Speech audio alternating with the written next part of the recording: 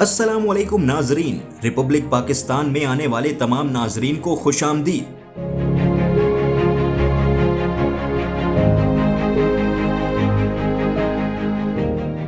जिनको भी कहती हूँ कि आप अपने बच्चों को पढ़ाओ तो मुझे देख के ये कहते हैं कि आपने पढ़ लिख के क्या किया। स्टूडेंटों के लिए नई नई जॉब प्लेसमेंट लाएंगे, जॉब के लिए वैकेंसी लाए, तो कहाँ है वो वैकेंसी बिल्कुल आती ही नहीं, और वैकेंसी आएगी तो उसमें भी पहले जो रिश्वत देते हैं उन लोगों को ही लेंगे। ये कहीं भी कोई इंटरव्यू के लिए कॉल नहीं आई और ज़्यादातर यही होता है कि रेफरेंस मांगते हैं।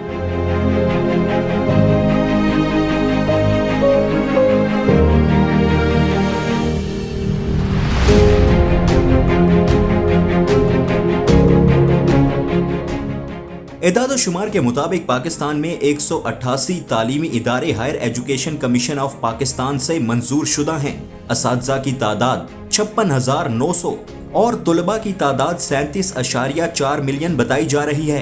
पाकिस्तान में हजारों की तादाद में तुलबा फारिगुल तहसील हैं, जो अपने हाथों में आला से आला डिग्रियां थामे नौकरियों की तलाश में दिन रात लगे रहते हैं। लेकिन चंद खुश नसीब पढ़े लिखे नौजवान होते हैं जिन्हें रोजगार का मौका मिलता है। अलमिया यह है कि डिग्री किसी और शोबे की होती जबकि नौकरी किसी और शोबे में मिलती है, जिससे सारी मेहनत जाया हो जाती है। हमारे यहाँ सियासी सिफारिशी कल्चर माशरे में बिगाड़ का सबब बन रहा है, जिससे हकदारों का हक मारा जाता है।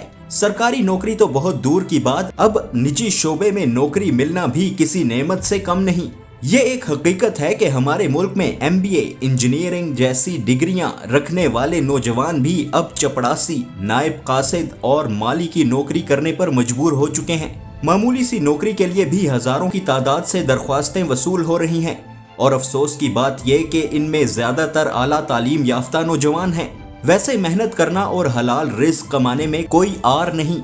इतनी बड़ी डिग्रियां हासिल करने के बाद चपड़ासी, ऑफिस बॉय और गेट कीपर की नौकरी करने से हमारे मुल्क को भी नुकसान पहुंचता है। इससे साफ जाहिर है कि हमारे मुल्क में बड़ी बड़ी डिग्रियां भी नौकरी की कोई जमानत नहीं देती। इस बात से भी इनकार नहीं किया जा सकता कि हमारे नौजवान जॉब सिक्योरिटी की वजह से सरकारी नौकरी करना चाहते हैं, चाहे नौकरी चपड़ासी ही की क्यों ना हो। ये भी सच है जिस तादाद से हमारे नौजवान ग्रेजुएट हो रहे हैं, इस हिसाब से नौकरियां कम होती जा रही हैं। ज्यादातर डिग्री होल्डर जिनका ताल्लुक गरीब घराने से होता है, जिनके पास कोई सिफारिश होती है ना सरमाया होता है। यूं तो पाकिस्तान में जितनी भी हुकूमतें आई, उन्होंने हमेशा एक नारा लगाया कि इक़्तिदार में आकर हम रोजगार के नए मौके पैदा करेंगे।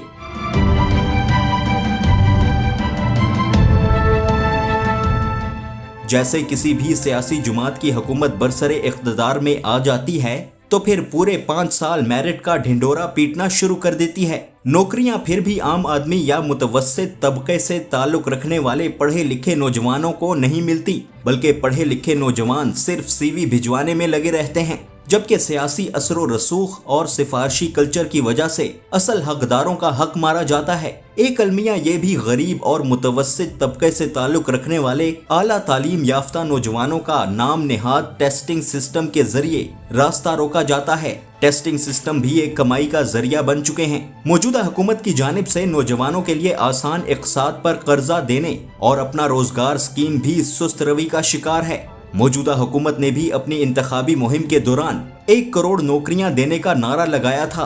बरसरे इक़्तिदार आकर नौकरियां देंगे, बदकिस्मती से नौकरियों का नारा सिर्फ नारा ही साबित हुआ। हुकूमत को चाहिए कि आला तालीम याफ्ता नौजवानों की हौसला अफजाई के लिए ऐसा लायहा अमल तय करना चाहिए ताकि मुल्क में बेरोजगारी का खात्मा हो सके। ये भी सच है कि कुछ तालीमी इदारे काबिल स्टूडेंट्स को स्कॉलरशिप्स भी देते हैं, लेकिन उसकी तादाद भी महदूद है। पढ़े लिखे बेरोजगार की इस हालत जार का सबब एजुकेशन सिस्टम भी है, जो तालिब इल्म को डिग्री तो देते हैं लेकिन इतनी काबिलियत नहीं कि वो रोजगार हासिल कर सकें। इस अहम मसले को हल करने के लिए हर हुकूमत की ये जिम्मेदारी है कि वो मुल्क में ज्यादा से ज्यादा रोजगार के मौके पैदा करे, ताकि नौजवानों की सलाहियतों को बरूए कार लाते हुए उनको माशरे का कारआमद शहरी बनाया जा सके। प्राइवेट सेक्टर को भी अपना किरदार अदा करना होगा और हमारी यूथ को भी तालीम के साथ टेक्निकल कारोबार और दीगर ऑप्शंस को भी नजर में रखना चाहिए, क्योंकि सीखने का अमल जिंदगी के साथ साथ चलता रहता है। रिपब्लिक पाकिस्तान से हमें इजाजत दीजिए। अल्लाह हाफिज।